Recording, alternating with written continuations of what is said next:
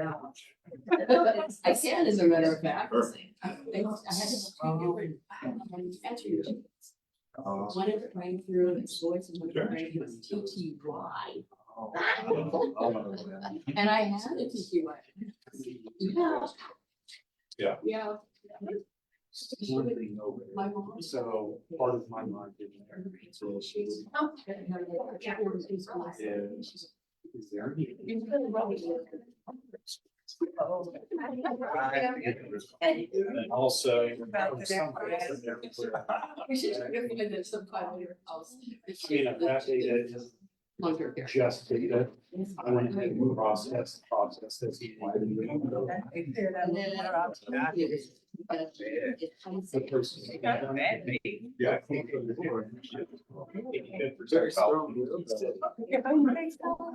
All right, good morning, everyone. Good morning, my name is. Morning. Welcome to our first District 1 breakfast conversation of 2024. I'm glad to see you all here, even with the snow outside. Our public works team was able to be where they are. And welcome, we are, I think, the first breakfast before the new council. That's cool. Next month, I'll make the announcement again at the end, but in case anybody leaves, our mayor will be here, as well as District 4 Council Member Dalton Glasgow. I wanted to invite them to say hello to you all. You know, District 1 always trying to get people here first. So they have committed to be here, so excited for that. And then also make sure on your calendars, you mark Monday night, 6 o'clock, changing of the guard ceremony at City Hall. We'll thank our outgoing council members and welcome our new ones with either congratulations or condolences. Just never know. Tell them that this job isn't what they think it is. But we'll have a good time and try to work our best for the city of Wichita. So this morning, after we noticed, I think that was last year, I had Bob here a whole lot. Wanted to invite the city manager here this morning to talk about a lot of the great stuff we did last year and going forward. As many of you, as you know, I've talked about what may potentially happen in 25, 26, and 27 budget wise. So the new council will be talking about that pretty early this year. But I wanted to give you all an opportunity to hear from the manager. He always gives a very detailed, good presentation. I encourage you to take some notes, and if you have questions from what he's going to say, write those down too, so you don't forget those. And then when he's done, I'll have a few updates. Again, it's the beginning of the year, so I won't have a whole lot to tell you other than what we just did as a council and what's coming up and how unfair it is that the new council members don't get 3 CIDs in their first meeting. I'll save that for 2026. So with that, we want to invite up City Manager Bob Layton to talk to you.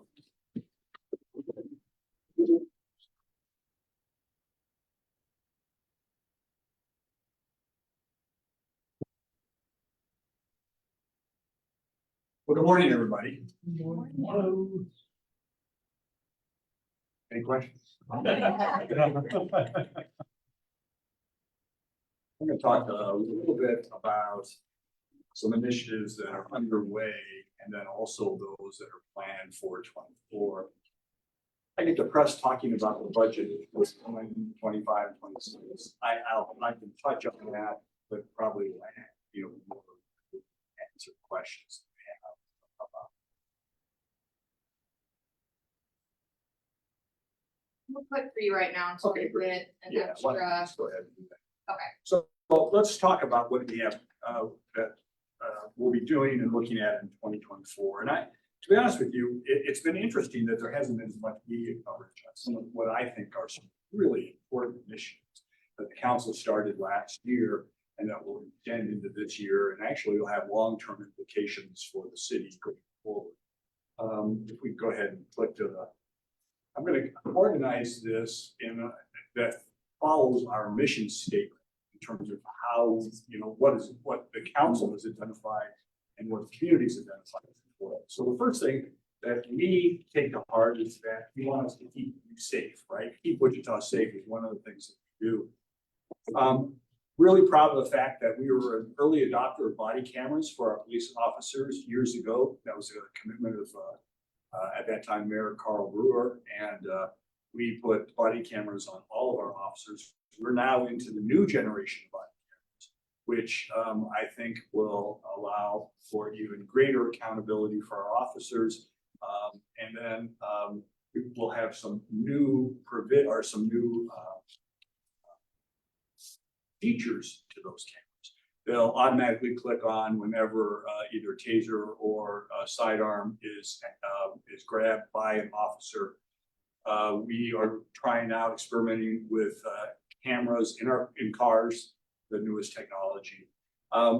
We also have the ability to better audit the footage from body cameras. So a sergeant or lieutenant captain can go in and pick any incident or any time and look and see what how an officer did on an incident. And that's really important for us because that means we have constant learning and ability to improve what it is that we're doing. We also have a way for you to provide us information. If you're at an incident and you have taken camera footage or footage from your phone, you have the ability to download that, and that can be added to our incident file. So we will have information not just from our body cameras, but from what we call. And then we also have a feature in here where we can do surveys of everyone in contact with the police department, and you can tell us how that went. Were you satisfied? Did you have concerns? And we do all of those. And I get a weekly report, a summary report of how we're being rated by the public. We've added some positions to the department. One position we haven't added yet, but it's in the budget, is for a staff person for our Citizen Review Board. Well, you're aware of that. The Citizen Review Board is starting a strategic planning process this year. And as a result of that, we'll have a staff person that will be able to focus just on their activities and make sure that they get all the information they need to be able to monitor these operations, provide us guidance on our policies. Also, another thing that I'm really proud of that the fire department has started, there's actually two programs related to EMT or emergency management. As you know, a majority of our calls are not fire related, they're health related. And we have realized that as a result of that, we needed to bring people into the department and into the fire department that had emergency medical training. Well, that's hard to get.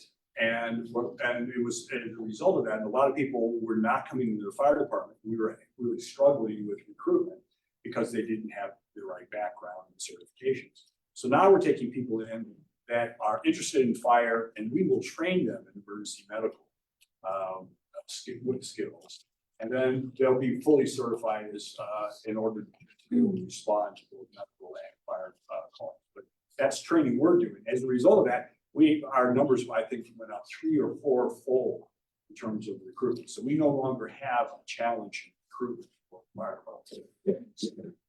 Okay, next slide, if you don't mind.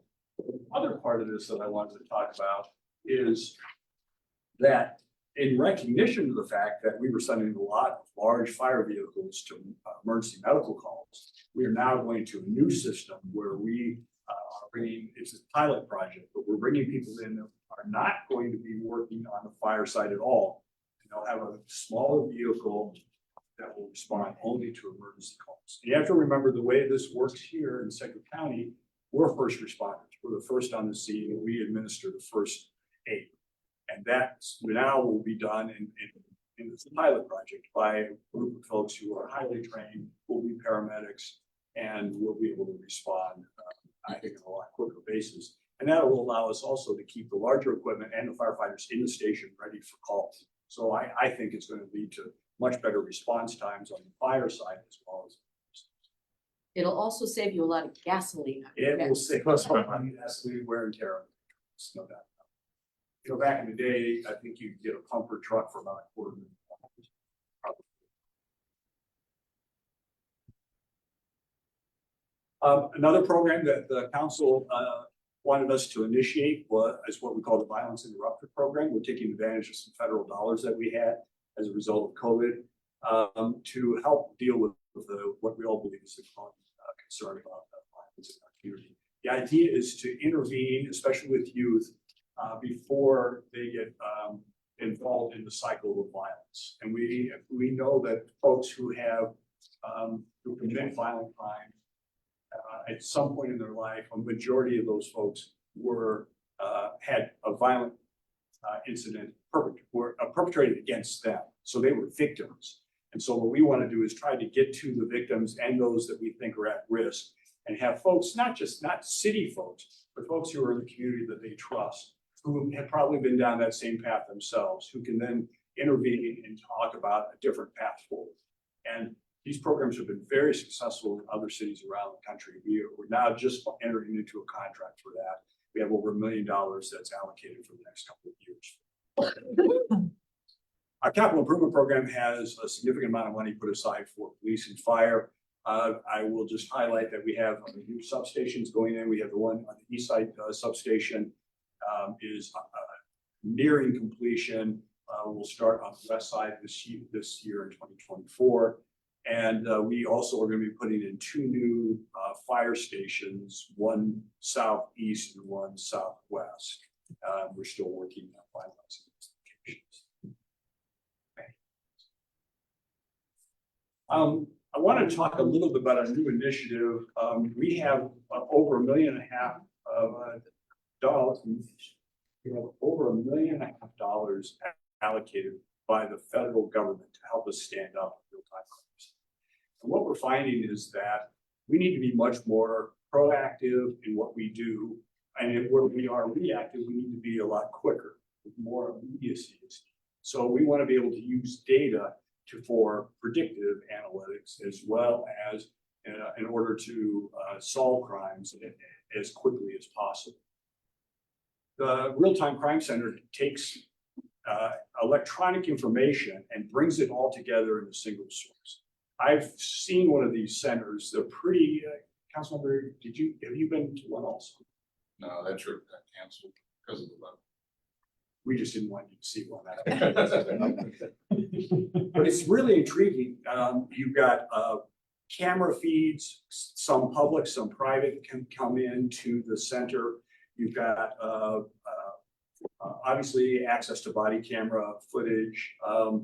They've got our license plate readers. We have drones that are also part of our program for the body cams. The same supplier is also supplying drones. And we can also get access to some social media feeds. And the idea is, if there's an incident, we try to pull all that data together, get a better feel for who's involved in it. And the license plate reader is a great example of how that has really helped us with a high-tech approach to catch perpetrators of primarily violent crime, but also some in terms of property crimes as well. As we go forward, we'll keep you informed about the technology, the way the center is being put together, but also the issue of privacy, right? Because when you have this kind of data coming together, you want to be careful how it's utilized, who has access to it. And the council's committed to having some pretty strong policies in place to make sure that this data is being used. But I'm really excited about the potential here. There's, as I said, several cities around the country, but we'll still be in the top 10% cities around the country in terms of having this kind of access to this kind of data. In the category of growing our economy, we recognize that what we do doesn't necessarily create jobs. What we do is make it easier for the private sector to create jobs. That's what we try. That's our focus. We have applied for a grant from the federal government to help us continue to expand air service. Sometimes they get a little insulted that our category is considered small communities by the federal government, but nevertheless, our most recent success was the addition of service to Washington, D.C., to Reagan National. So we have direct service to Reagan National, which we've talked about for over 10 years. So we want another hub, east hub, one that, we've been looking at Charlotte, because they are for, multiple airlines. They are our primary hub and feed the whole East Coast and Europe. And so that is probably how we use the grant dollars, if we're successful. Hear a lot, I know the council member hears a lot about property maintenance and concerns of how people keep up their properties. We put additional resources into our MABC department for abatement, property code violations and abatement of those violations, as well as demolitions for housing condition. I won't spend too much time on the other. We have been criticized, I just will say on the bottom point part, we have many businesses have said that the parking minimums that we put on retail and commercial properties are a little excessive. So you have to reduce the size of the building in order to make sure you have sufficient parking. Our codes are outdated and it doesn't really recognize how people travel today. Excuse me, so we're reviewing, looking at changes. I think if there's nothing else that you talk about from 2024 that, or from 2023 that'll spill into 24 and beyond, it's the Biomed Center. This truly is a game changer. I've been here almost 15 years.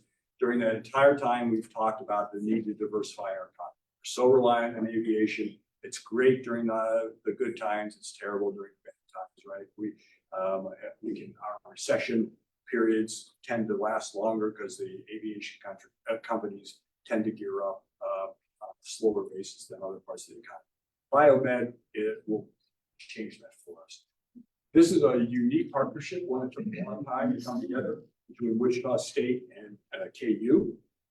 It's pulling together the programs that both of those universities have that are involved in biomed, and putting them into a single facility. That's almost 500,000 square feet of space that will be downtown. They'll start construction this year and be finished by the end of 2026.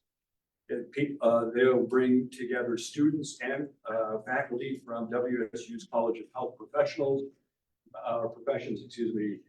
WSU Tech's Health Professions Program, and the Wichita campuses of KU School of Medicine and School of Pharmacy. So it's pretty substantial.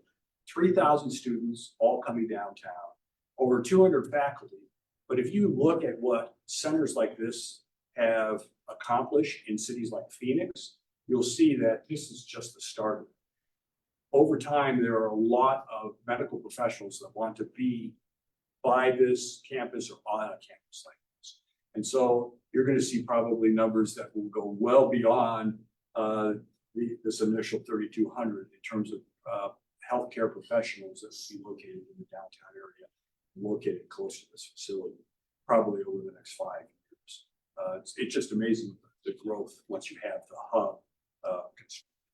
What is biomed? Biomed, so that's biological / medical, and that would be pretty much it's research as well as practice. And so you've got nursing programs at WSU. I'm not sure I understand the full breadth of what WSU does already today. Plus you have training for doctors and training for dentists. So all of their stuff's going to move up here? Now they'll still have KU will still have a Kansas City presence. That's their main medicine. Yeah. Well, but I mean, like the KU med there on 9th Street is going to be everything. Yes. Wow, that's a really ancient old building. I hope it doesn't get torn down. There's been a lot of talk about it. Good, good. So biological medicine as opposed to what? Biological, like medicine, I think is biological, but what as opposed to pharmaceuticals, or what is biomedical as opposed to non-biological? Well, I'm not the technician. I would just tell you is really healthcare professionals is kind of the better way to talk about it. So those who are being trained, retrained, or continuous training. All right. So my daughter has a degree in biomed, and so it's like forensics, being able to look at bodies, see what happened, things like that, as opposed to going to the doctor's office and getting your blood pressure taken. But you'll have all of that, those professions will also be part of this. Thanks. The number of students and faculty, so that, is that in addition to what there is now? Because I mean, there is faculty for KU and WSU and, you know, the students and all the various biomed programs. So that, is this plus? So the 3,000 represents what's here today, along with some expansion. I don't have a breakdown of the expansion. I would say you're probably talking about 2,000 to 2,500 right now. So you're about an additional 500 to start off in terms of students. So like she said, are we gonna do something about our bus? There's no way that all those people can park downtown. Are we going to work on buses? Maybe that's next on your agenda? We are going to talk about buses like that. Okay. But that was one of the commitments we had to make. We have some routes. We had to make sure that there were direct routes from WSU down to the campus, down to the downtown campus. And we made some modifications of existing routes, or will, in order to count. But we're going to talk more about it. Next. Infrastructure, very important part of what we do. We have over $53 million that we're putting back into our city buildings. That's a piece of infrastructure that probably has been neglected the most. And for, you know, we get so much pressure to do things with streets and with water and sewer, but people tend to forget the importance of maintaining things like this. So council has had us increase the amount of money that we put into our buildings. Much easier to maintain than build. Is that going to include things like better insulation, so buildings are more weather tight? When we get into more extensive remodeling, yes, and that's what we do. And, you know, city of Ellsworth, I have single pane glass in my office. Winter is an interesting time. Yeah. I've heard that from other people in City Hall, that it's either really super hot or really super cold, depending on what side of the building you're on. Yeah. But there were, you know, simple things like roof and HVAC changes, lighting changes. Those are all things. Over half of the capital improvement program is maintaining assets that we already have, right? It's not about building new, it's about being good stewards. And every time I come out to a meeting, people want to talk about streets. We have $145 million just for street maintenance over the next 10 years. It's contractual street maintenance. And for the first time ever, we have money put aside for paving of dirt streets. In some of our more impoverished areas where we know residents will never be able to pay for the streets. And so we started those. Council, I think, just got some pictures before and after yesterday of some of the streets that before we started. I'm excited about that. It's blacktop though, isn't it? It is, yes. Yeah. But also drainage improvements. We may not be in the storm sewer, but we, and, you know, making sure that we don't undermine the new paving. Yeah. Well, I'm just concerned about the heat island effect of blacktop. Don't disagree, but at the same time, I think the air quality benefit is as equally important. That's one of that's the main reason. We wanted to do it in a way that we actually could. I mean, if we were going to go up to our normal paving standards, we'd probably get one street a year. Yeah, no, I understand it's the cost. I understand that. It's just unfortunate. Where does all of the millions of dollars come from? Does it come from just the government, like the Federal Reserve, or does it come from our taxes? Yeah, good question. Some of it comes from your taxes, some of it comes from assistance we get from the state or gas taxes. I would tell you that for the paving the dirt roads, that is coming from if the paving of our other streets, if you go back to the total 145 million, a lot of that comes from distribution state from a statewide basis. Thank you. Good question. Yes. How do you prioritize what streets you're gonna repair? I just flip a coin and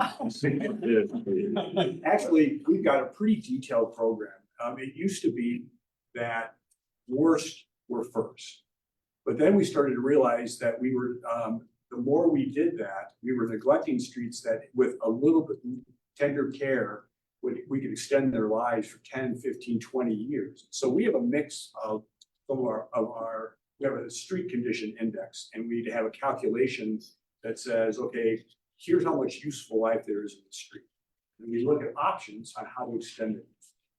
And now we're also starting to put some money aside, and Councilor Johnson and I have talked about that here in District 1 for the concrete replacements. Streets that are concrete, they're in such bad condition that if we went in and did crack, seal the cracks and then put in asphalt, it's still not gonna have much of a life. And that's the most expensive replacement project we have. But now we're in District 1, we're gonna start putting money aside to be able to do that, to repair, to actually replace concrete streets that are in poor condition. So it's, and if you're interested and you want to send me an email, I can tell you on any street what our plans are, how that That's street is really evaluated, interesting.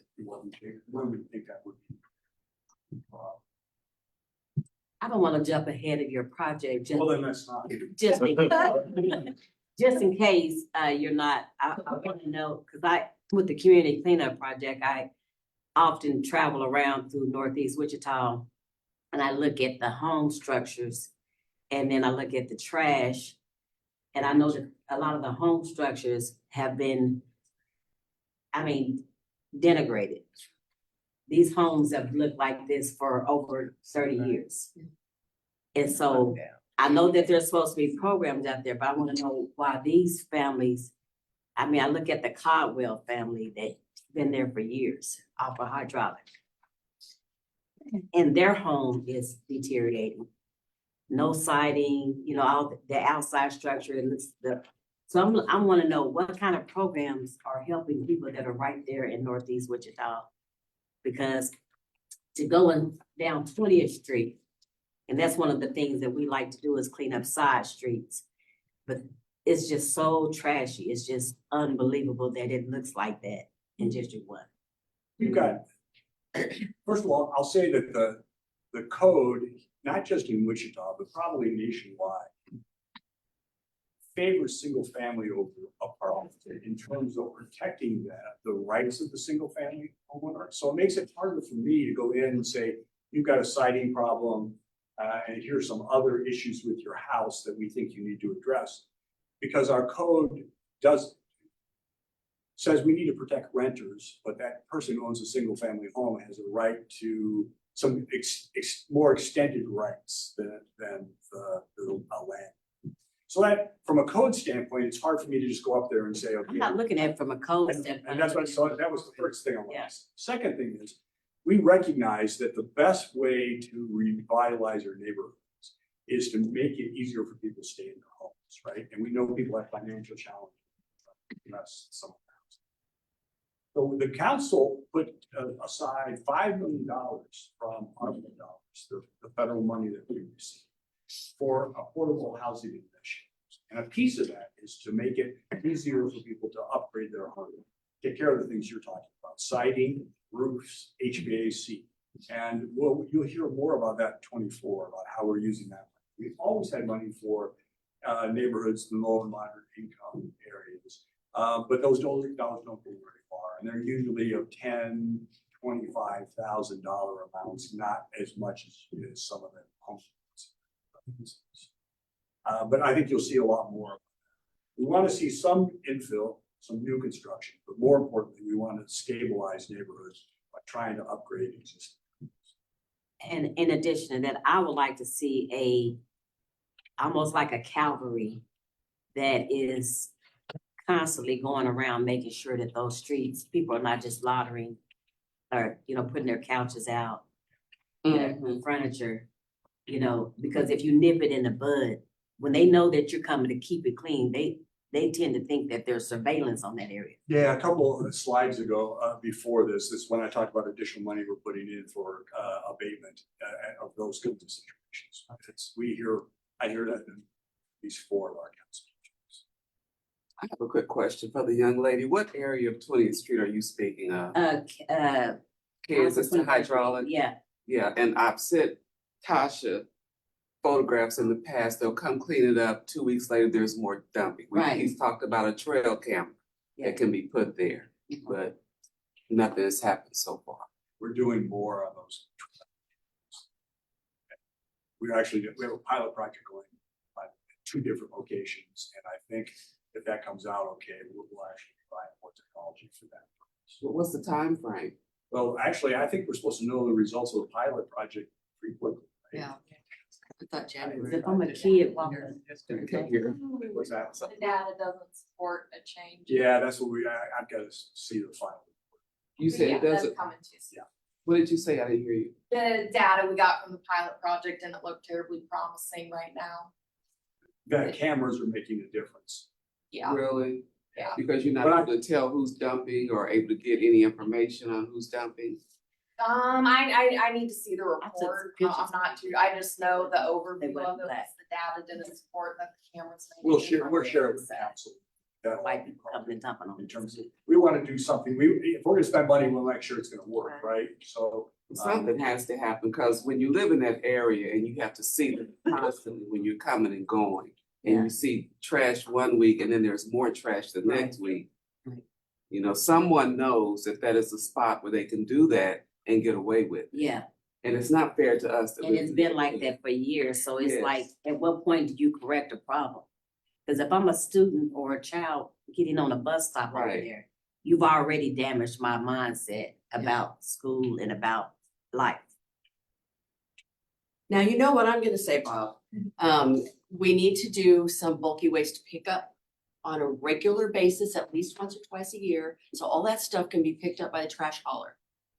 And they do that now, but it can cost up to $100, especially for a fold-out couch. That's the most expensive thing they can pick up. And of course, that's what people wanna get rid of. So we've got to get that included, maybe city funds. I mean, in fact, it's gonna have to be city funds probably. That's gonna pay for this, but the haulers are gonna have to do this. Well, I And we're gonna have to write that into their contract that we don't have right now.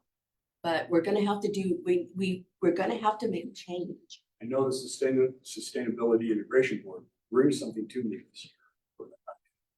Absolutely, we're waiting on that same report.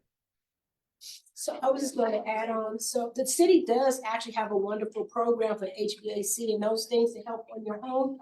But the thing that I've heard from like seniors and just people in general is that it puts a lien on your house for 5 years, and that scares people, you know?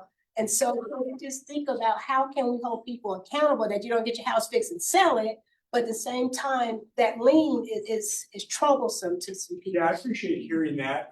When we do the program with the use of the ARPA dollars, we won't have some of the same strings attached that we do with our other federal funds. In terms of the liens, that's a requirement, if I remember right, from Housing and Urban Development, for the CDBG dollars that we get for some of those.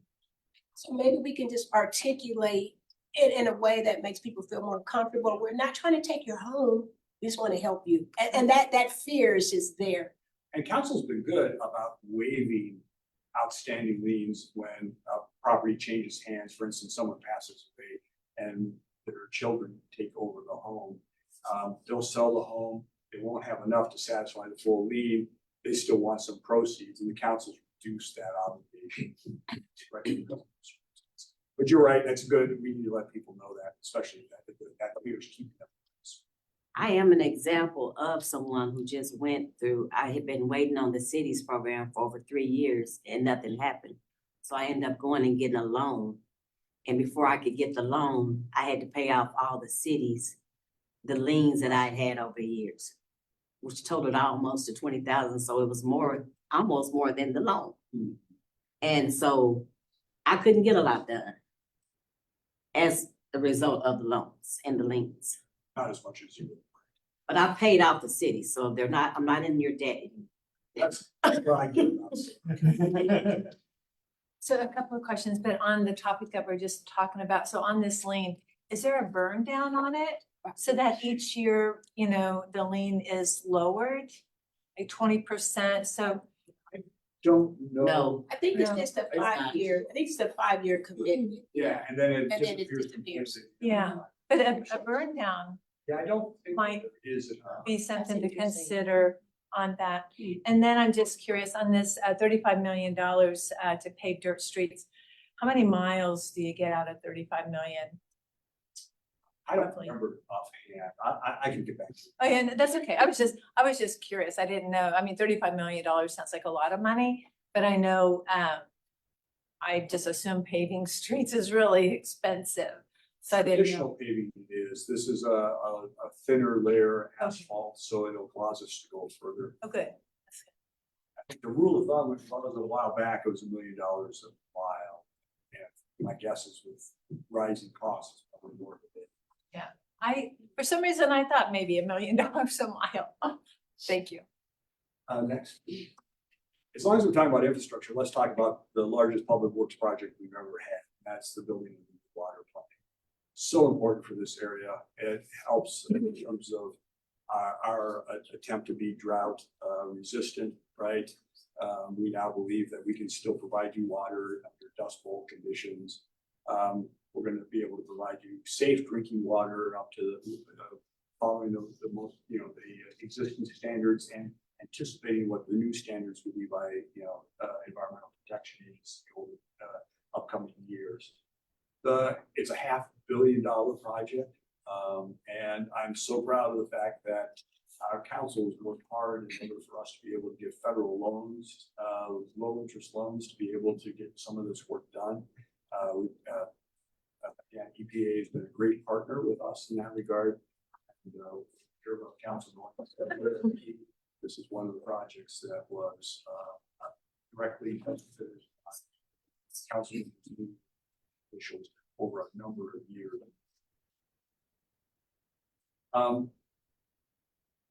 Just also a reminder, our current plant's 80 years old. And so I think you saw the problem we had with the boil order when we had a problem underground, same kind of thing could happen with itself. And we have redundancies that are all built into the plant. So you can have us part of the system go down and we're still in this water. We're also going to keep the existing water plant, and we're coming up with a plan on how to have that in backup in case we do have something catastrophic, a tornado that wipes out a portion of the. So again, the important thing is to make sure that you can have water, which is one of the most important resources. We go to the next. Real quick, the 1 million enables 1% of all dirt street paving, and the 31 million will cover 26% of all dirt streets. I don't know mileage for that. So, on the water plant, what are the, I don't have to know what the protections are, but maybe I'm just asking, like, have you guys considered cyber attacks and so forth and to minimize or mitigate? A substantial part of it. And plans. Do a quick flyby of the water treatment plant as it existed at the end of the year. Ready? This is so cool, you guys. Just give you an idea of the scale.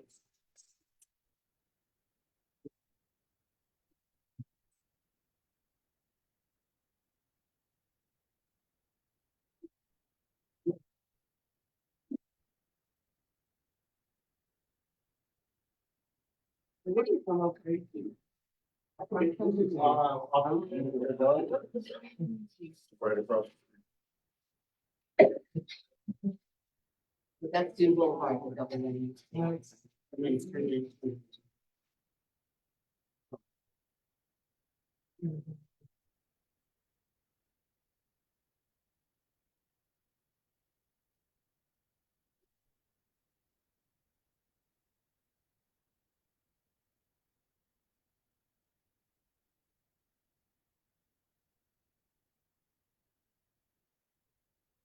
Built me.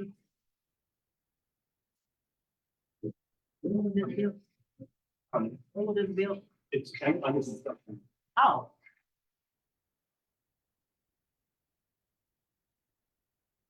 It will be completed this year and operational by the very beginning of next year. We are in the process of staffing, starting to hire staff for the plant.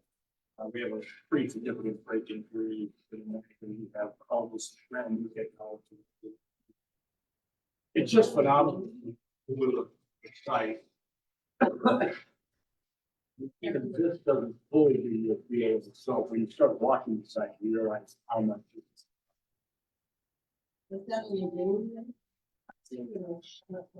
No, actually, that was on site. That's a wetlands that was on. sorry, my mouse froze, so I can't mute the music. Oh, no, that's It- fine. It's stuck in one spot, so I can keep clicking, but I can't, I'm stopping the video so you guys. Well, that just gives you an idea of the scope of the project. That's what I have. Along with a lot of technology inside. Really proud of that. At one point, we were the second largest public work project in the nation.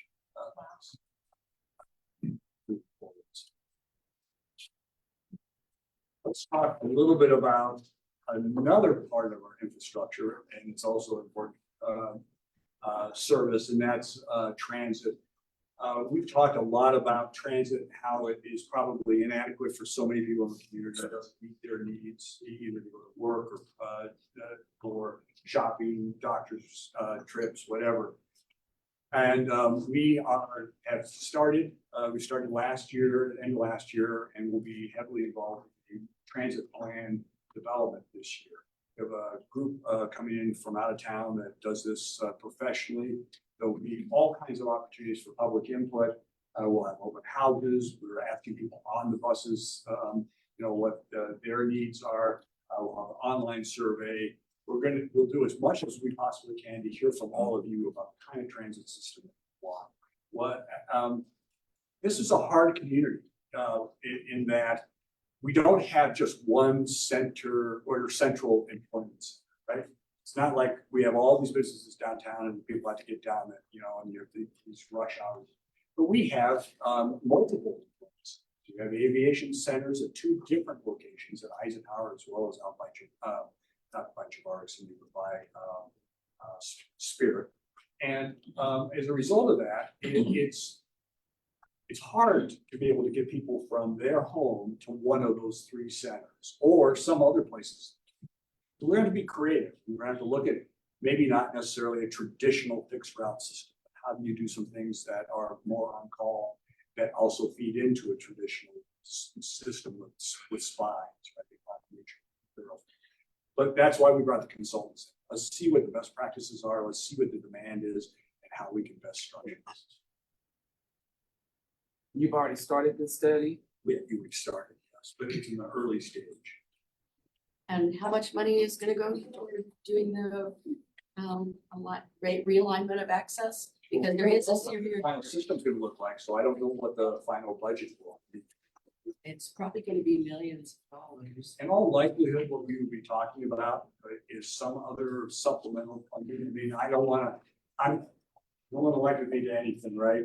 I believe you're gonna have to look at the possibility of a sales tax. That's what most communities do when they put together a substantial transit system. They have a designated funding source.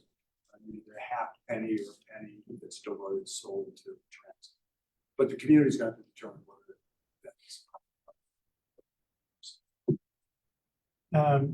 So I was reviewing, I think it was a 2017 Lampo study on this, on the urban transit route. Yeah, that was a pretty limited study. In fact, they are in the process of doing a regional study that parallels what we're doing here in Wichita. So we're gonna be That's looking. the part I was Yep. about to ask for, because one of the things that really stood out to me was I knew it happened, but not to the degree that how many of the people that work here don't live here. So as far as this routing system goes, at least that this study, the scope of this specific study, is it just Wichita, or are we talking regional and involving Park City? This slide is just regional, just Wichita, but there is a regional initiative that's being done by Lampo jointly. They'll cross at some point, right? Okay, that's what I was wondering. Yeah, it's interesting. I was part of a regional transit system in my previous community.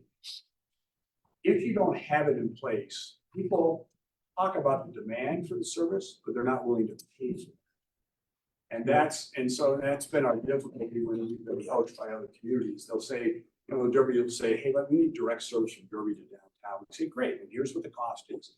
And then they never call back. I mean, and so it may be that it's going to be a regional sales tax, for instance, if we're really serious about a regional system. So I work at Spirit. I know we got an email a couple months ago asking for our thoughts on having a route that would be close to one of the campus areas.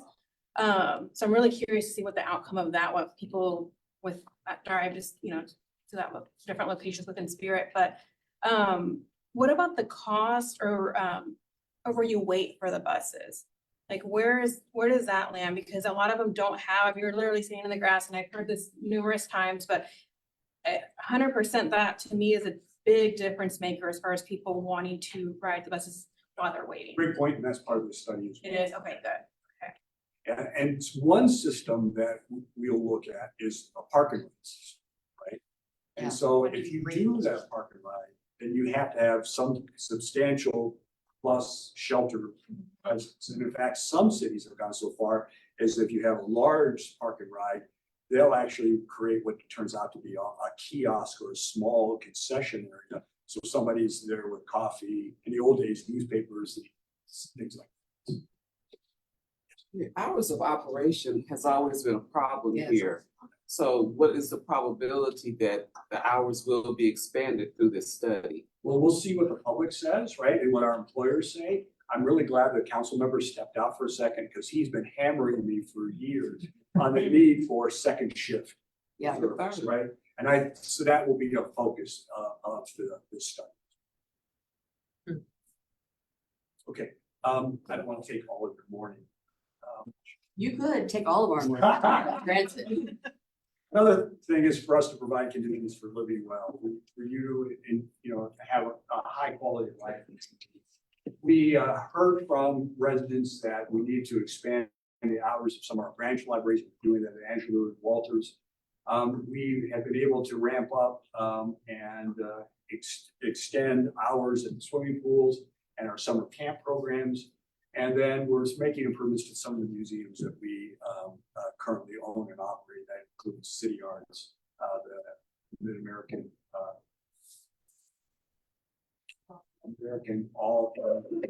well, you get the second, and Caltech. And again, trying to keep those as current and relevant. Also, we're moving forward with improvements at CLAP. We're going to put in an accessible playground, which will be pretty substantial. It'll be a regional attraction. Also a dog park and parking lot to enjoy that park. We did a master plan for CLAP several years ago, and I think what we heard from the neighbors after it was adopted was, I think you're being too ambitious. People really enjoy having this green space. It's unique to have green space in the center of the city. And so I think you're going to see us downsize what we're going to be putting in that, actually emphasize the natural aspects of that aspect. We're putting money back in Century 2. Council approved significant improvements for that building. And if you've been by in the last several months, you'll know we're replacing the roof. That's almost done. What was the cost of the roof replacement? Do you know? $7 million. Something like that. Yeah, I knew it was gonna be really expensive. What about inside Century 2? Also making changes there is, now we unveiled a plan last year that keeps the round building. Uses it, puts a ballroom into that space to help with convention center. Puts in all of the culinary back space, and then has exhibit space for community, right? So we can keep the prices reasonable, and then we would expand Bob Brown for state and regional conferences, national conferences that come to the city. We'll have to do that in phases. It'll take some time, but in the meantime, what we're doing is we're upgrading heating and cooling in the round building. We're upgrading the elevators, a whole lot of that infrastructure. So, you know me, I'm gonna put a plug in for Little League football. I see ball field improvements. You know, we've done an amazing job with League 42 in baseball.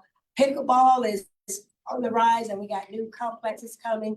And I just want to always put in a plug for our traditional football. African Americans, that's what they do. Yes. And so we really need some better infrastructure in the community where they live, as opposed to going out south.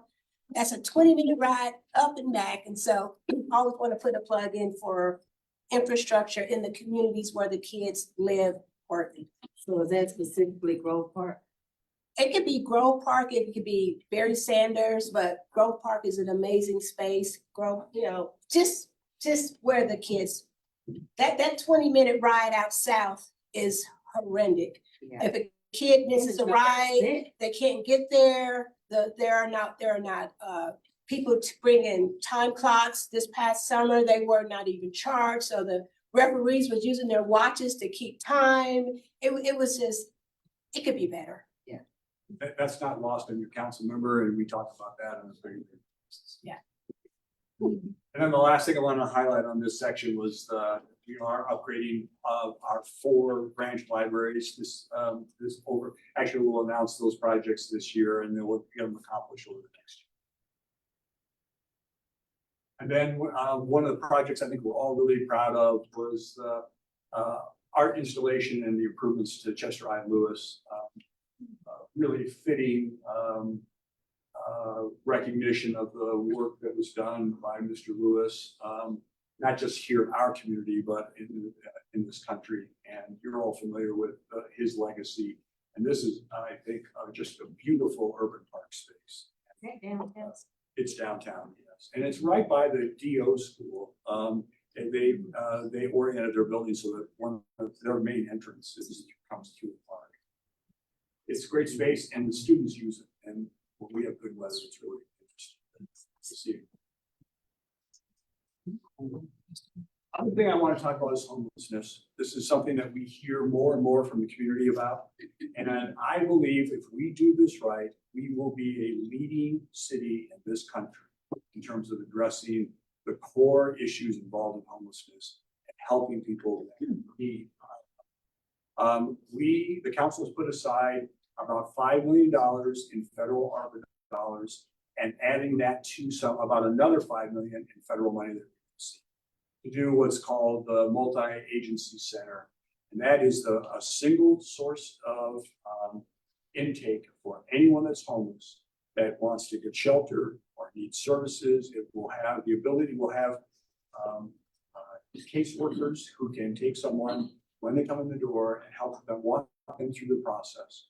Our total project would include a congregate shelter, a non-congregate shelter so that women and families have space, and then also affordable housing, which would be first step housing for many who are homeless.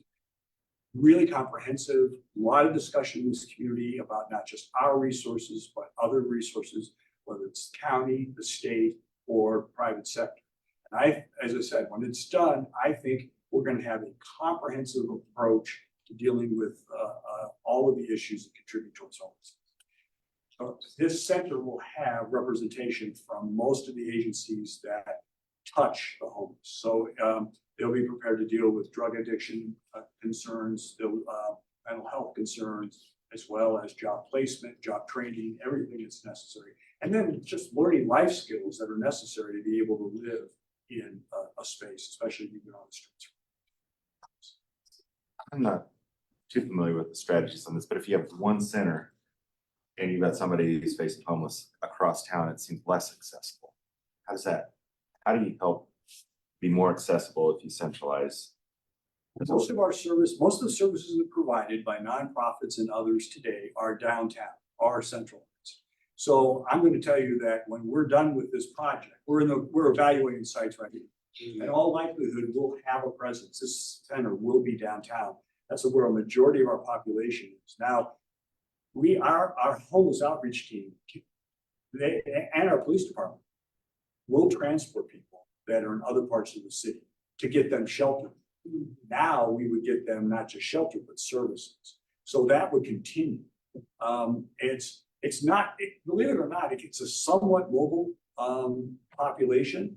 But even though we know there are pockets of homelessness around the community, most of it is centered in the central parts. And that's why I think this center has to be close to where a majority of the population. Good question.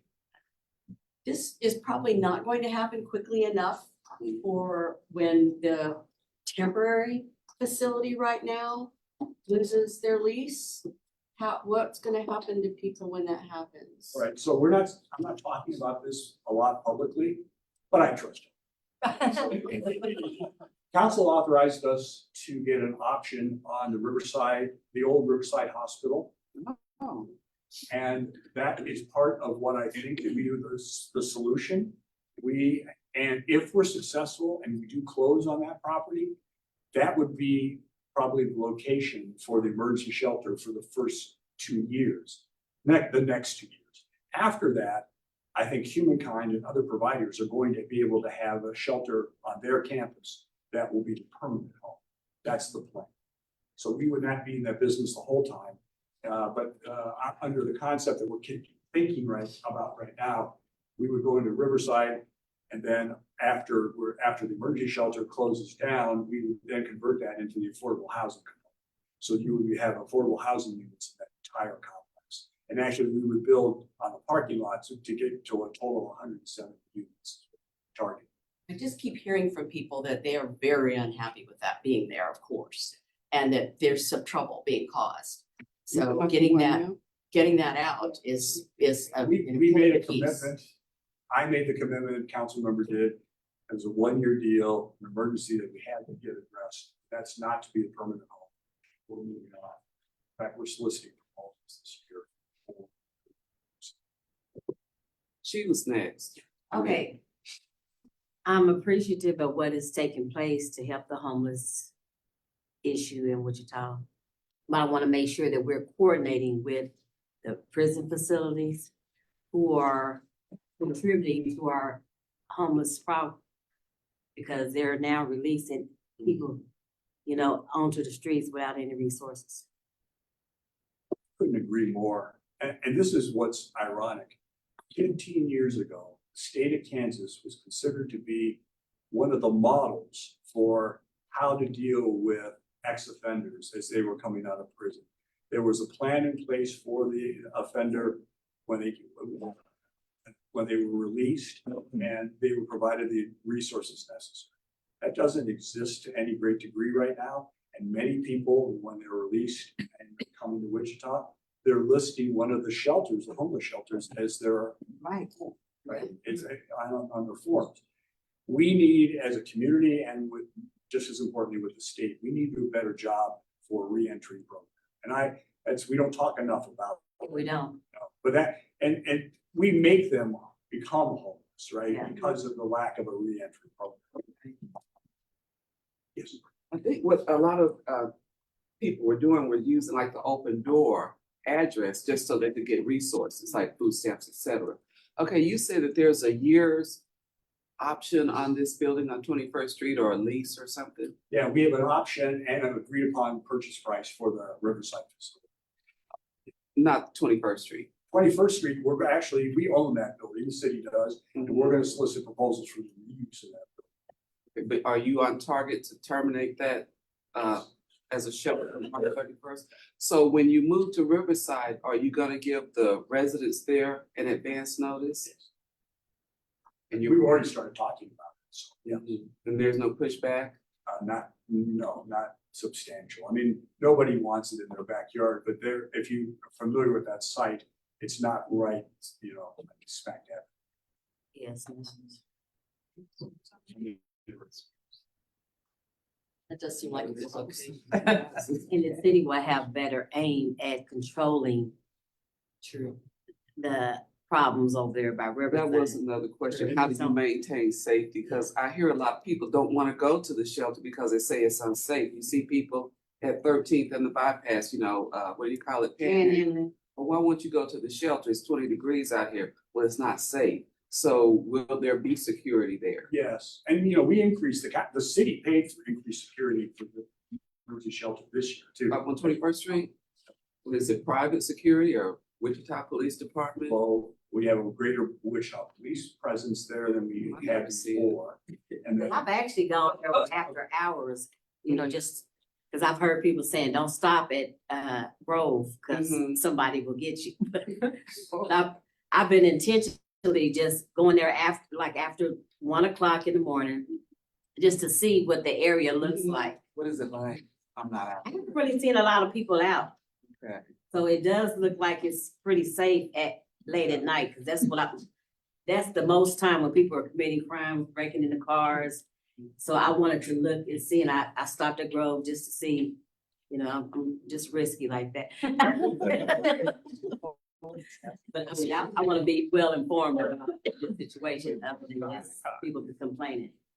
So that's really all I've got to talk about today. What else do you want to talk Concerning, when you were saying about, the jail and stuff and how years ago they were like, at programs and resources in place and everything for those in jail. And I'm concerned about it because I know a lady in jail right now. She's a friend of mine, and my heart goes out to her for her situation. Now she did something, that landed her there, but nevertheless, I was reading a little while back about, how the jails and everything, the county jail, it's overcrowded, they have a lot of inmates and not enough staff. And I'm excuse me, and full support about, what we can do and what options, can there be for reentry programs to get them, off drugs or, to change their mindset so they won't commit crimes that would land in there, and how they can get reestablished again when they do come out. Are there programs already in place, or is that something that we can implement? And even while they are there like, staff there that are trying to like help them and train them and kind of give them some insights on life skills so they can be ready when they do come out? in terms of the county jail, I'm not an expert in terms of how they deal with reentry. Councilman, I don't know if you know They about don't have a plan. what I talked about was the lack of a plan for those that are coming out of the state prison system. Okay. It's a lack of plan on both sides. If there's not a coordinated effort from the city, the county, if you guys are not like hands-on with these institutions, the problem continues to exist. Let me tell you about a conversation I had over the fall at the state fair. You know, Kansas Department of Corrections always has their building that they used to have a jail cell in it, you know, that always was really cool for me to look at as a kid, but that's gone, they've moved. And I spent a half an hour talking to a woman who is from El Dorado prison, and she is the reentry person. She says everybody who gets released, she works with them for the year or so before they get released, and she helps to build their skills, to get them the education they need, to get them their GED or whatever, that kind of thing. They do have this program. She gives them her cell phone number so that when they are out, she helps find them housing. She helps find them a job, and she gives them her cell phone number in case something bad should happen or something good happens. Did she happen to tell you how many people she handles at any one time? Because that's what I had heard, is that they reduce staff to the point where the caseload is almost impossible in terms of trying to get the kind of meaningful outcomes that you need. I don't think she works with everybody because you want to work with the ones that have the greatest chance of success. But those people have been very successful, and staffing is always a problem at the state level for anything. They don't want to spend any money on anything. So the only way to fix that, I think, is to go through our legislature, which is hopeless at this point. Okay, so living well, I see that we're gonna build a $10 million community center out south, which I believe they need it. We have Atwater, it closes at 5:30 p.m. This would be a great place. I was talking about, preventing people from even going into the system. A lot of the nonprofits, and I started my own nonprofit, mentoring kids. We don't have any place to go. I have to pay $25 an hour just to meet with my kiddos. And so, but we have this wonderful facility here that closes at 5:30 p.m. So, how can we get more resources? And I haven't talked to Councilman, but I know there are people that are willing to become unpaid city employees if we need to have access to this building after 5:30. So, while we're talking about what can we do in our own community, communities, we need a place to go that we don't have to pay 25, 30, 40 bucks an hour just to meet with kiddos. Keep talking to the man. Got that? We need to keep this building open, it's all these offices, We need there's money. computers in here, this building's amazing, but it's supposed to be at 5:30.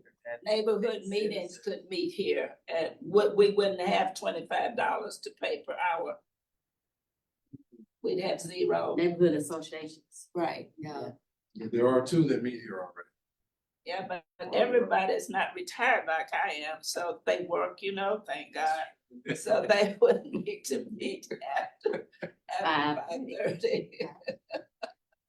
Yeah, just a curiosity, I've been asking a few people because my old examples aren't here anymore. But in regards to the minimum parking laws, do you have examples, or you still know that business person or the person that thought of it? In the sense that they want to start a business, they're gearing up, they're getting ready for the business, and then that parking minimum killed that business. Because maybe they thought of, well, I have $200,000, I'm spending 180, I still got 20,000 in the bank and then they have to spend $80,000 in building new parking to satisfy the mandate. Do you have examples of, here's a business that would have been except for? My staff knows. Right. And then on top of it, there are projects where they've gone forward. And then they'll come back to us and say, you maybe put in these number of spaces, and those spaces, half of those spaces are already accepted, right? So that's the same, that's the other feedback. Some that I couldn't go forward in that project because of capital cost. The other one, I think I missed. Okay. Well, Community policing. I believe in it. Um, So what, it's community policing, as you know, we've reduced the size of the unit right now. It's not the chief's desire for that to be a permanent deal, but it's important that we have people on the street. And until we get our numbers back up and fill the vacant positions, we're gonna have to continue to work the model. Now you've heard this before, his heart is there in terms of, if we're doing it right, every officer's a community police officer. Now, you're gonna have some that are designated community police officers that have special duties, but everyone should operate with that same philosophy. And the community police officers do. And we've had too much of a lift in the department and split in terms of the thought process about, you're a community police officer, I'm law and order. And that's a cultural change that the chief. We just have a concern because we've got a half-time community police officer now. He's doing two different areas, and we don't see him at our neighborhood meetings like we used to. He was always there and now he's can't. That's, I'll talk to the chief about that. That's, those that are designated out, they still need to be as designated. But they have to go to twice as many meetings. So there's Yes. conflicts. But again, the first part of the meeting is. Well, we do. What's the forecast with the ACLU in the city for the game this? We're in litigation on that, and I don't know where we stand. And even if I did, I could.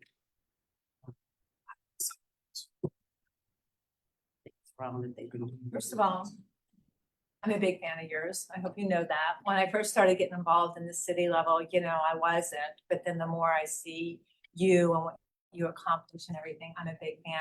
There's a lot of things that are done right here. For folks who haven't attended a Citizens Police Academy, I highly, highly recommend it. I didn't want to do it. I had to. And I resented it. I resented that I had to do it. And then I'm the biggest advocate. So I certainly, and that's some of the things that the police department does. So very right. Now, you are boss, so to speak, of the chief. Is that right? Okay. So, so there's several things that I want to bring up, but I think more, and the bottom line of this is that how can I continue to follow up I mean, we're not gonna solve this stuff now, but, how can we get traction on some of these items? One of them is the, let's see. Jensen Hughes. So, well, there's many things, violence interrupters. I mean, what's the status and how do we find out how well that's working? You have the program. I mean, there's a lot of, like, are there measurements? Are there measurements available to the community? Is that somewhere that I just don't know where to look?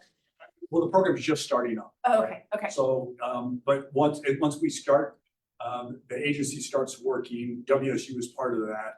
And that's one of those strengths of having Wichita State involved, is that they are establishing measures and doing the performance measurements throughout. Okay, that'll be great. And then those will be accessed, so there'll be, transparency on that. Okay, and another one that's near and dear to my heart, because I'm on the Citizens Review Board and the Racial Profiling Advisory Board, is the Jensen Hughes dashboard. And I'm so grateful that we have something like that, but I have questions, like even the very first one. I mean, I know there's somebody assigned to it, but create an assistant chief position. It shows as completed, recommendation completed. But the truth is, if I read this, what Jensen Hughes recommended is not what the city has done. So who gives approval? Like, you're right, we're not going to create an assistant chief, but we're having 2 deputy chiefs. I mean, where is that accountability is one question. And the other is, some of these, well, I guess I'll just start there. Sure. I have a meeting that I scheduled with the chief and staff to drill down deeper on Jensen Hughes, because you're right. I mean, there's, for instance, let's just use that one example. He decided to delay the creation of that position and instead created a position to implement Jensen Hughes. He has a person, an administrative assistant, who is in charge of all of this recommendations and the implementation and reporting out. And I know that the CRB has asked for additional information on implementation, not just the short, and we're going to do that. We will provide that. But that's for each of those recommendations, even where they're completed, we can easily provide more. Yeah, and even kind of the dates, would be helpful. And I brought this Sure. up at the CRB, like, when was this done? The promotions thing, when I bring that up, I mean, so the person who's implementing it, he's not you, right? He's not the overall wall, so he can't make people do these things. But the promotions, that was a huge component, and that was a huge component to the staff morale, and it just seems kind of stuck. And so, Aaron Moses. And it isn't, so, Okay. but that's, yeah. Okay, well, But the I agree with you, perception that's is one of the that main it's kind of stuck. And then, I'm just going through here. I don't want to monopolize this, but the WPD, Human Resources, Law Department, Communication, these all say that recommendation is implemented. But how do we know that these regular meetings are happening? That these things just don't start falling off, because there's, meet bi-weekly, meet bi-monthly, how can we track that it's sustainable and productive and meeting kind of the spirit of what Jensen Hughes wanted? Yeah, it's part of that falls on me, right? So I know that they are meeting, I mean, whether they're meeting every other Wednesday, I can't Right. tell you that. I judge it on ultimate performance. Right. And all of the issues that were addressed in Jensen Hughes that were made, that led to those recommendations, we haven't had a repeat of that since these meetings have started. And this chief has been very collaborative in terms of working with HR, law, my office, which are all part of those recommendations. Right. And so Right. decisions are made that are, I think, in the best interest of the community and the organization as a result of that process. That was one of the first things he did.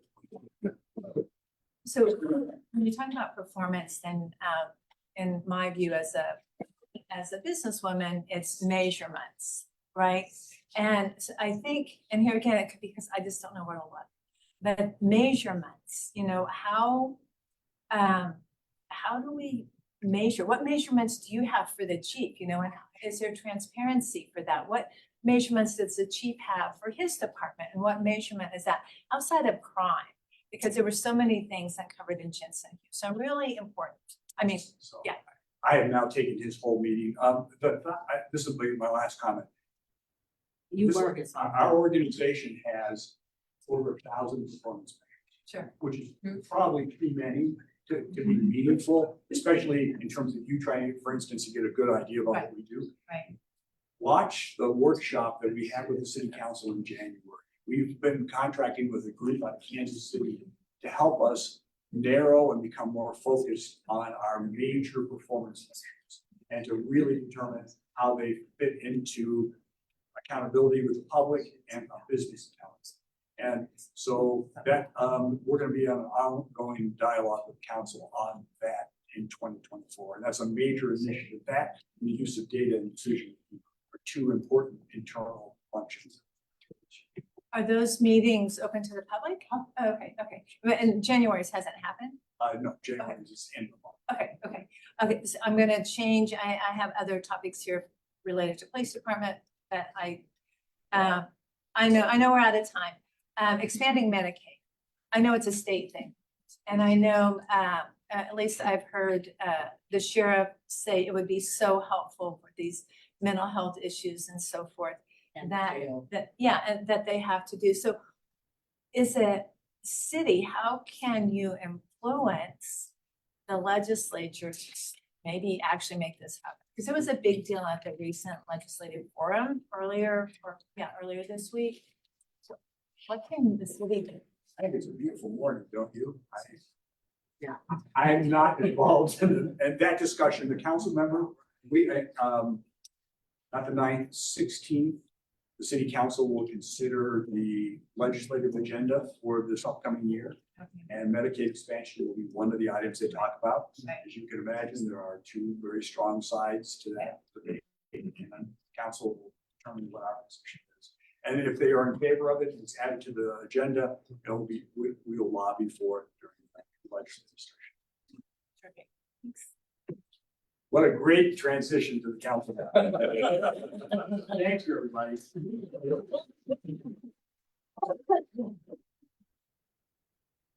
Bob likes to transition on hard stuff like that.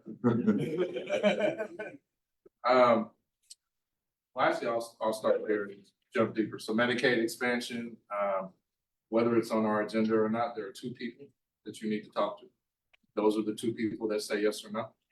And that is Senate President Ty Masterson and Speaker Dan Hopkins. And the people who did not come to the legislative forum. And someone is running against Dan Hawkins. This is a friend of mine, asked me. So We did really outside well of political campaigns, those are the two people you should talk to. Yes. And if you care to talk to them while they're running, you can make that an issue. But ultimately, whether it's number one on our agenda or not, those are the two people who can say yes or no. We know the governor supports it and the reasons why. There's a major impact to Wichita, but so far the leadership in the legislature has not agreed with that. Even though most of the legislature does, those two hold the key. So Twyla brought up the, what's the board, the Citizens Review Board she sits on. And I was going to the meetings regularly, I've missed the last few, but I would encourage you and other city council members to sit in. The meetings are not very friendly. So when I'm sitting out there listening to what's going on and I hear the board asking questions, the police WPD liaison is very shielded. You ask a question, oh, we can't do that. We don't have the resources. I'm not gonna do that. So I just would encourage you to come and just maybe just sit in on some meetings. And so we as citizens, we're limited in what we can say and how those meetings are ran. But I really think another perspective, and maybe we're missing something because, it always seems like it's like, come in, and even some of the people that sit on the board, I gotta go. Now I'm like, why are you on this board? And so that's a really important piece in between the WPD and the citizen all across Wichita. And when you have board members, and I'm saying this for somebody else here, when you have people on the board that say, oh, I gotta go, oh, we're past time, then you should not be on the board, because this is a really important board between the city and the citizens, and they can do such good work. And when you have your representative from the WPD, and you consistently hear, we can't do that, don't have the resources, nope, not happening, I'll look into it. Then you come back the next month and you say, well, follow up, oh, couldn't do it. So it's not, to me as a citizen, it's not really productive. It doesn't really inspire that we're working together, and it does not inspire transparency, but it's such a great opportunity for all of those things, so. Well, and yeah, and then to piggyback on what she had to say, I think changes to the ordinance would be helpful, you know, so, and I don't know, like, what's the best way to start that, you know, do I find one or two, you know, I'm friendly, I don't care, people on the council that are interested in learning and kind of diving in a little more, and then helping pass, at least make the case for, you know, changes to the ordinance. There's a lot of issues, and she did a great job explaining some with the CRB. The big one is there's so much for that organization that can be done and to do, but, you know, 2 hours a month, 24 hours a year doesn't even begin to scratch the surface. So maybe changes to the ordinance would be helpful. So the best way to do changes to the ordinance would be to work with the CRB to make those recommendations to the council. Because you could do that, but I would assume some of my colleagues would say, so what does the board say? Right. So the board endorses it, it's harder. The board endorses it and sends that to council. You have a better shot at being considered. Depending on your changes, there will be some probably challenges from the Fraternal Order of Police, if they challenged the last time we changed that ordinance. We were still able to put in some pretty strong opportunities for transparency publicly that weren't there before, and opportunities for board members to look back 5 years, 3 specific areas of an officer's record. So it just kind of depends on what your recommendation would be, but that would be the first step, I would say. You mentioned FOP, and I know that contract is up, will be renegotiated this year. How do citizens get involved with this process in a really meaningful way? I mean, you can always let us know early your thoughts on it. The negotiations never happen in public. But, you know, just like when we created the sustainability board, if there are groups coming to council, essentially saying this is what the community wants to see, that gives direction to those of us who are elected by you all. The city manager hears that. FOP also hears that publicly, so they'll know what those expectations are from the public. But ultimately, it'll be HR, FOP, and a representative later from the manager's office in those. But if you don't say anything early, like now, then it's not known. I would never wait until that item is coming before council. So we know it's renegotiated in 24. We just opened up the contract last year for this final year while negotiations are happening, but definitely speak up about that in a public way. Public way, as in attending city council. Councils, come to the breakfast, you can email us, like do all of those things. Right. Thanks. I don't have the statistics, but I do know that guns are a major issue throughout our nation. What is our city council doing? Are they with the plan on revising the ordinance on guns here in Wichita? State statute does not allow us to do that. It seems like the city council had themselves. No, so when Governor Brownback pushed for constitutional carry, what the city council did was align the ordinance with state law. Okay. There was a clause, I think if we keep security at a space, we can say guns are not allowed. If we don't have security, we cannot say guns are not allowed. So that's why you can't bring guns in City Hall. We have security there, people will be protected. But other than that, state statute, I think that may have been a constitutional amendment in Kansas. So we have no say. So is that an issue with the legislature then? Yeah. And I will tell you, I don't want it to seem hopeless, but you just have to keep trying. So many officers of the law told Governor Brownback that should not happen. Of course, he had his own agenda, and I will tell you now, there are officers. Our former chief Ramsey always said that was a bad thing. It takes away law enforcement's ability to really crack down. So if you are driving around with a handgun or anything that is legal right now in your passenger seat, they can't talk to you about it because you have a constitutional right. And unless they know that you have a felony in your background that won't allow you to have that, they have to know that already. They can't ask you for a permit. It just really made things hard. And in Wichita, you know, the number of years between I think 1,000 and maybe 1,500 guns were being stolen from law-abiding citizens every year. There's nothing they can do about that. If a gun is sitting there, unless you commit a crime and they can check it out. So honestly, unless the legislature decides to be, I would say, smarter with guns, nothing will change. On guns and kind of more local, it seems like kind of like a conflict of interest, you know. I don't know if folks have been to Shields and look at their gun sales area. It's terrifying to me. You know, really, when I go through and look at the guns, they almost get sick to my stomach. The only thing standing between somebody with bad intent and getting a very powerful weapon is dollars, you know?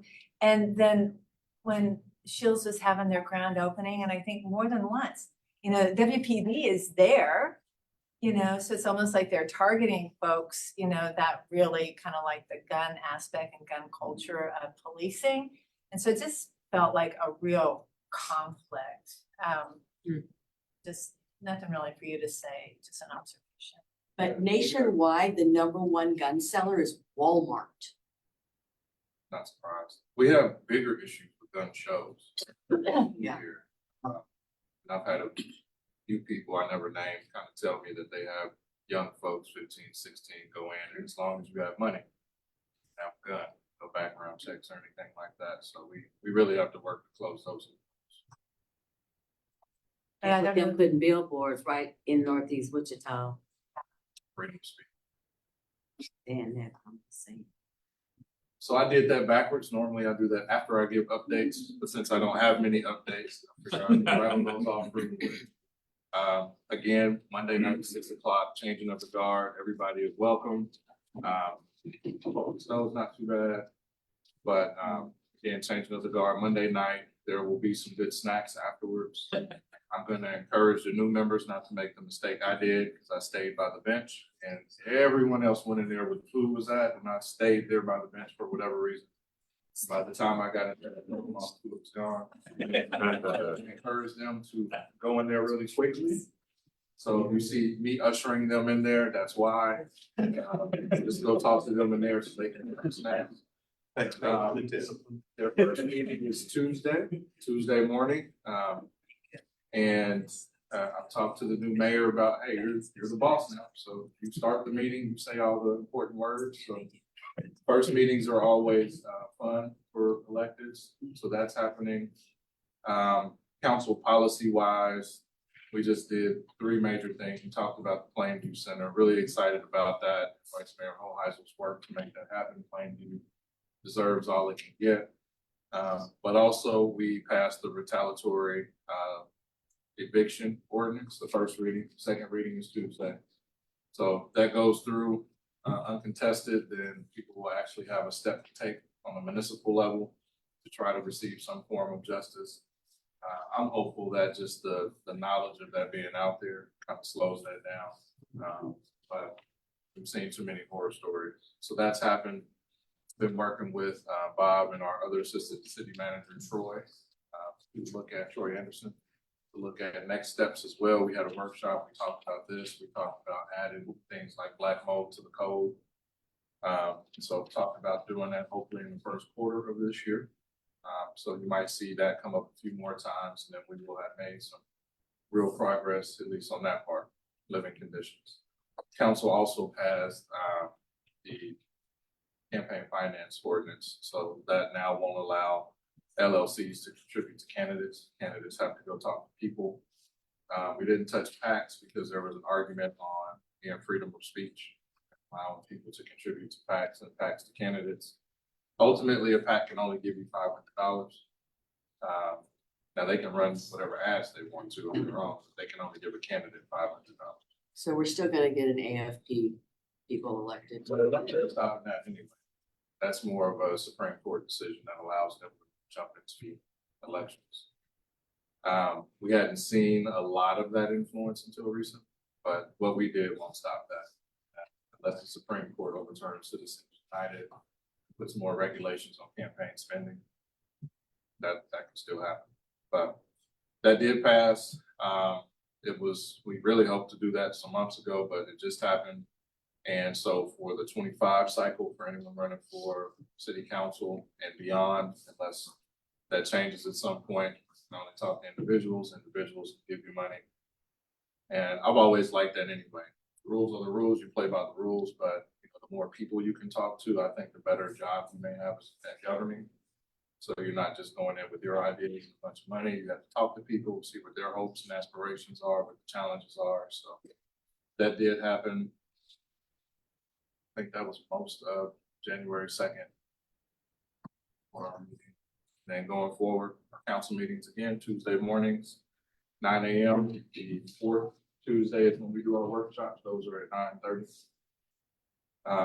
Again, next month for our breakfast, I believe we are here again, and we'll have the mayor, Councilmember Glasscock. Can't think of our topic. Sally here. Yeah, housing.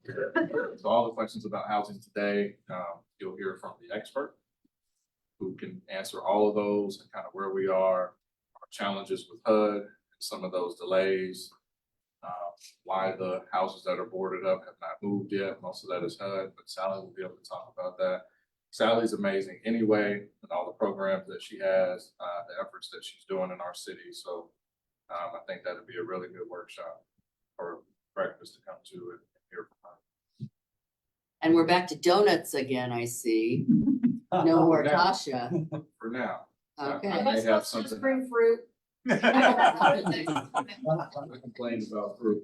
So we may have a breakfast option for the next one. I've been working with this group that may potentially have either breakfast burritos or pancakes and eggs. So trying to make that happen. What I need though is everybody to bring like 2 people. Before the pandemic, we'd have 60 people in here for District 1 breakfast. Since then, the numbers have not got back up to 60. We gotta get some padded chairs. Only I knew a city manager, That's what the donuts are for. Updates on the situation regarding the contamination. So contamination wise, Union Pacific is moving forward with design at the moment. We have internally said we're not gonna have the regular monthly public meetings because it's not a lot of updates to give. If we had a meeting this month, it would just be Union Pacific moving forward. You can call Grace Med to get free cancer screening, and that would be pretty much it. There's gonna be a lull just because they have to get all their engineers. They're working with our public works team as well. If you remember from that last meeting, there's 5 specific areas they're looking at where there's a lot of public property and they're trying to see where to put those wells. And once they figure out where to put them, that has to get designed, what it's gonna look like. They'll be meeting with neighborhoods individually, talk that through, what that looks like and where. My hope is that we get all of that done this year. I wanna see those machines in the ground by next year because that 10-year cleanup window doesn't start until the machines are past that, the clinics, again, we were trying to work with United Way on just calling that number to get your information for pre-cancer screening. The postcards that went out, again, Venus is amazing. Venus is just a problem, let's solve it. So there were some postcards that went out. I don't think those were ours. That had the number 2 Grace Med, which I think is 862-2000. You can call that and schedule a free screening. But if you live in that area or have lived in the Plume area, you can get a free cancer screening. I think the funds are still there at this point. There was a lot of funds significantly, but they were saying they were getting about 8 to 10 people a week calling in. So I have to get an update on where we are. And I think I read recently that Union Pacific was not admitting any liability. Union Pacific filed to dismiss the lawsuit. That was, Okay. but that was a legal proceeding, I think. We all kind of saw what happened. You accuse someone, they say it's not true, they file and dismiss, you gotta prove it in court. I don't know much about where the lawsuits stand. I know there was one, I heard at one point there were multiple attorneys interested in helping out. I'm not sure where that Helping is. us or helping them. In my role, I just make sure everything's transparent. But I know they did that. They are still committed though to the $14 million cleanup. They have to do that. They're committed to that. They are committed to answering questions at public meetings when we have them. But I want to make sure when we have a public meeting, there's meaningful information to share. And not just to have it. We still have work to do to make sure everybody in the area knows about it.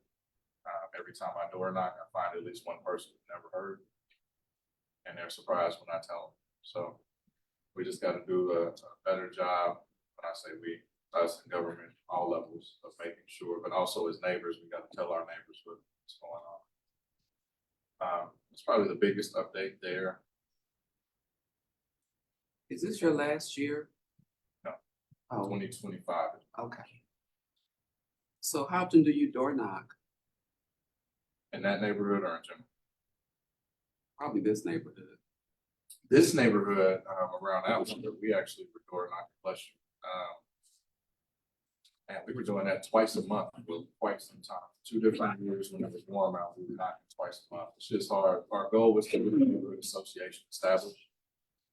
And we couldn't find people who wanted to be president. This is where Wynn kind of got into a conflict with me. It's because if you can't find presidents or vice presidents, I suggested block captains, which is not a model that they wanted. But to me, if I can get block captains, at least we have neighbors talking. That helps us all out. And we had that for some time, and then COVID. Since then, we haven't got it going again. But I try to get out into other neighborhoods. We'll either door knock before a meeting that I'm gonna come to. If there's an issue like contamination. When south of Lincoln, Whiter was in District 1.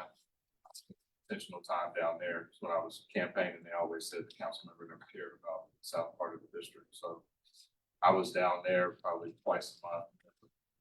Councilmember Hoheisel was elected. We both had meetings down there because across the street was District 3. Do you have a pre-COVID or after COVID? This was after COVID. We had several meetings. There were 2 big developments down there they were unhappy with. And then we redistricted. That was all District 3. I went to one more meeting. So I committed to them I would. Yeah, contamination wise, we'll probably be back over there. I know we'll door knock in March. I know I'll be out there just to highlight that. What area? I'll probably be at Matlock Heights, Northeast Mill Air, and across the street, Powell. I was to talk about the shelter.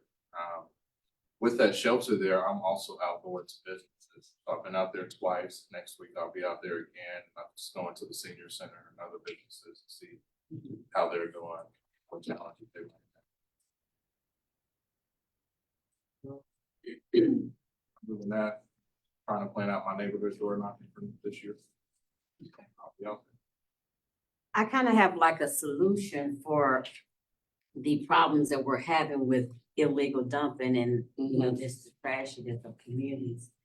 Since WSU is the constant growth in our community, and I mean constant, they should be responsible for helping with the neighborhood canisters. I think that could be a contribution from WSU to put these trash canisters throughout Northeast Wichita.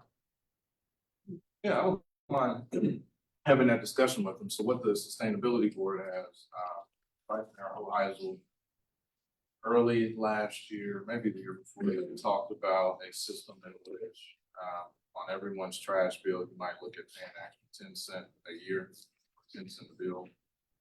And that would allow for free dump days in every district twice a year on top of neighborhood cleanups.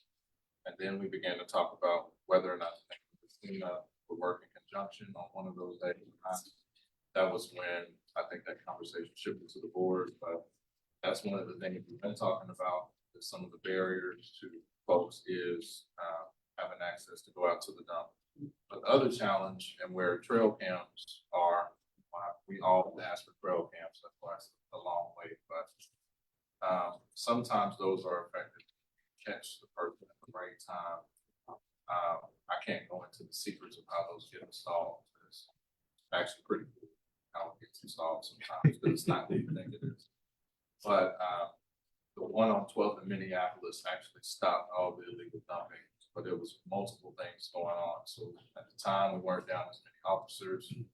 So we had residents say within certain hours when they would see stuff, there were residents, and I always encourage you to be safe if you want to do this. We had residents go out with their phones and record. Trucks would back in and dump. We caught 2 alleged companies that would charge you $20 to haul your stuff. They would haul it to our community.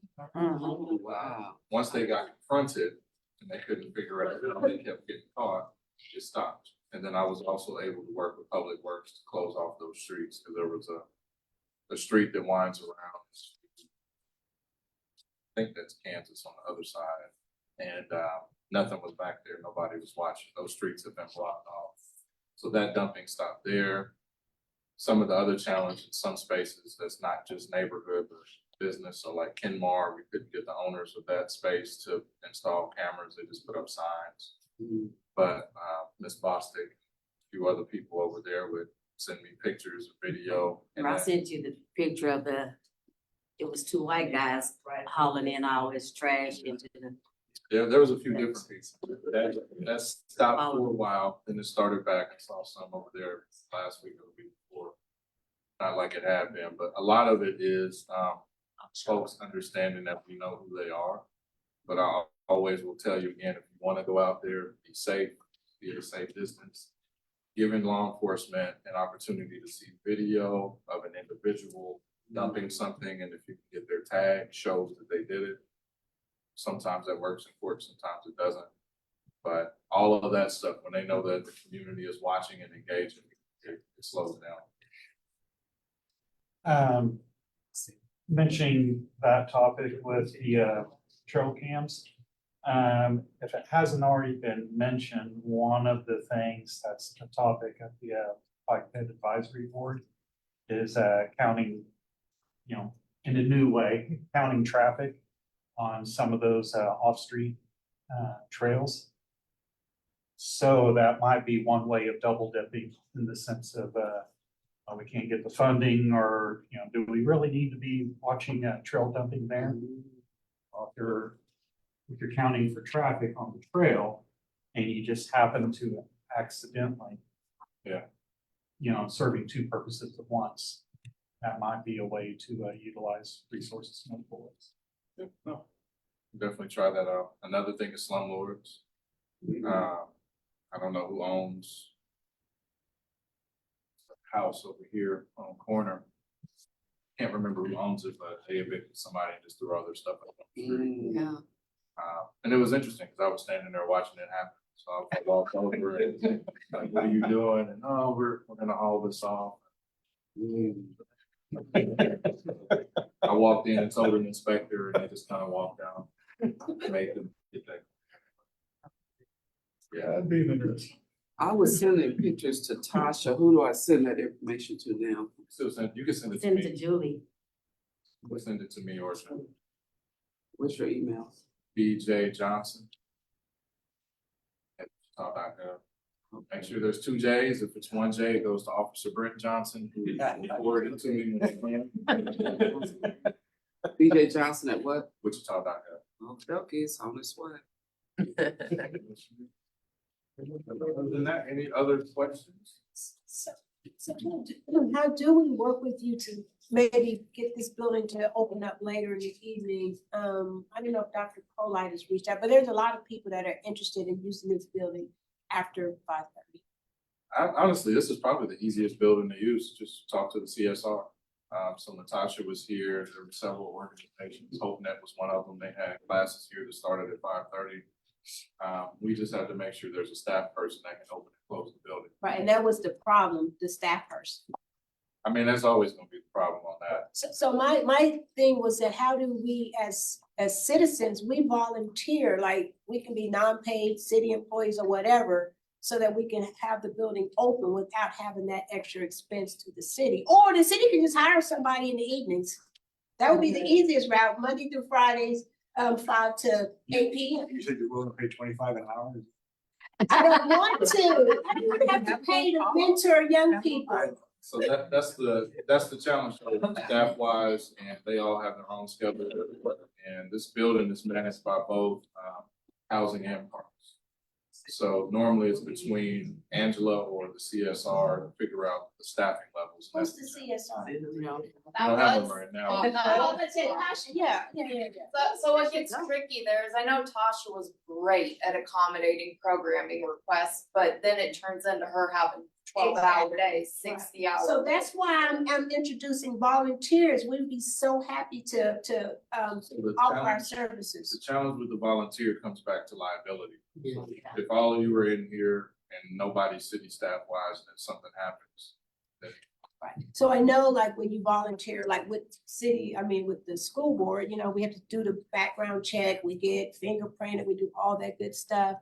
So I don't know what the rules are on the city side of becoming like an actual volunteer. Let's keep going. We can talk about that. We used to have a group of tutors in here for a little bit, the Zora Neale group, and they came in, and that was actually when I was here a lot more later in the evenings. So like sometimes I would lock up. So that's why it's just the. So it wouldn't be fair to ask you to work every night either till 7 or 8. I mean, we work out an agreement. So Okay, well, I need Wednesdays, starting next week for 1 hour. Or just coordinate if everybody who wants to use the building does one night, the same night a week, right? There's plenty of rooms, right? We'll just keep talking about it. Figure it out. But honestly, this is one of the easiest buildings to use. We try to serve the community as much as possible. I think our numbers still show this being the most trafficked. So, maybe. Probably, unless we're mixing library and NRC traffic at Evergreen, but yeah. We can keep talking about that. So I'm gonna see everybody Monday night at 6 o'clock. Oh, is it here? No, it's over at City Hall. Oh, City Hall. I'll see. Did you reschedule it now? Oh, we don't have that. Oh, my grandson has that. All right, thank you all for being here. Are you?